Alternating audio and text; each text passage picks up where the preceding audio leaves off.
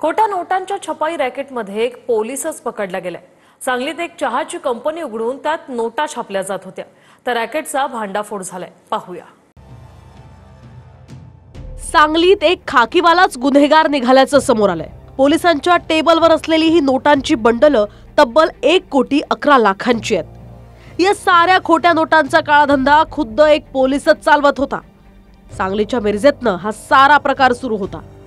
मात्र नोटांची छपाई कोल्हापुरात व्हायची आणि त्यांच्या वितरणासाठी सांगलीत एक सिद्धलक्ष्मी अमृततुल्य चहाची कंपनी उभी करण्यात आली होती। नाव फक्त चहाचं होतं, मात्र याच दुकानातनं खोट्या नोटा बाजारात नेल्या जात होत्या।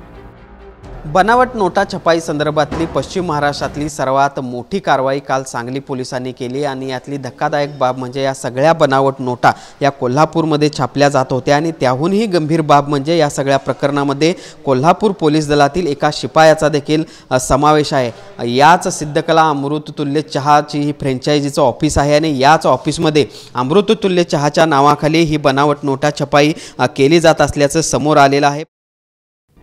पुणे बंगळुरू महामार्गावर तस्करी दरम्यान पोलिसांनी हे सारं बिंग फोडलंय। एकूण 5 जण या टोळीत सहभागी आहेत। त्यापैकी इब्रार इनामदार हा आरोपी स्वतः कोल्हापुरात हवालदार पदावर आहे। इतर आरोपींमध्ये सुप्रीत देसाई, राहुल जाधव, नरेंद्र शिंदे आणि सिद्धेश म्हात्रे यांनाही अटक झाली आहे। या भागातनं राज्यातल्या विविध ठिकाणी बनावट नोटा पाठवल्या जात होत्या। भूषण पाटील, TV9 मराठी, कोल्हापूर।